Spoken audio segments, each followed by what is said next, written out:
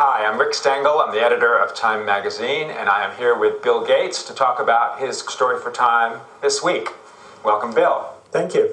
It's all about your big idea of creative capitalism. I'd love you to tell our readers what the heck creative capitalism is.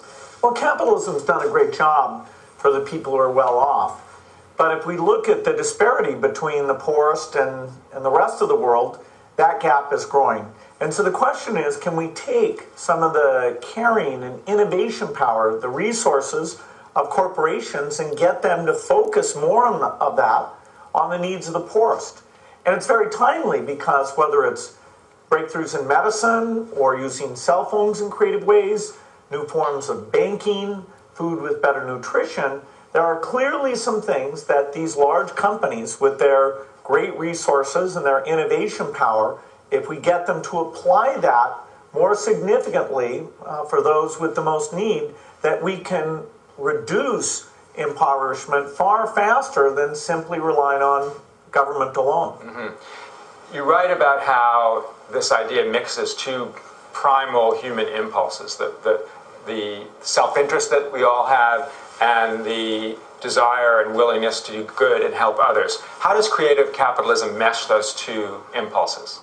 Well, there's a bit of a market failure in that if you're very poor, your voice in the marketplace is very small. And so you'll have a disease like a malaria or other diseases of poor countries where it's not going to make a pure profit-driven prioritization in the same way that something like reducing baldness might, because those consumers speak with a loud economic voice.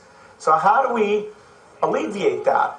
Part of it is a view that young people really do want to be involved with things that are helping the poorest, that they want to associate themselves with a company who's taking some of their innovation power and prioritizing it for these needs.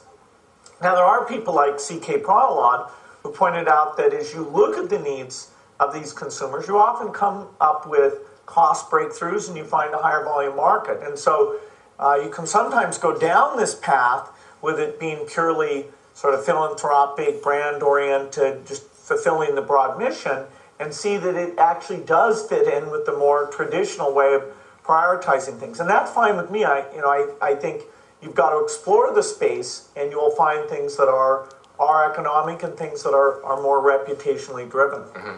Let's talk about the latter. Let's talk about recognition, because you write eloquently about how young people today are looking to work for companies that they feel are socially responsible. How does that help them? How does that even help their bottom line?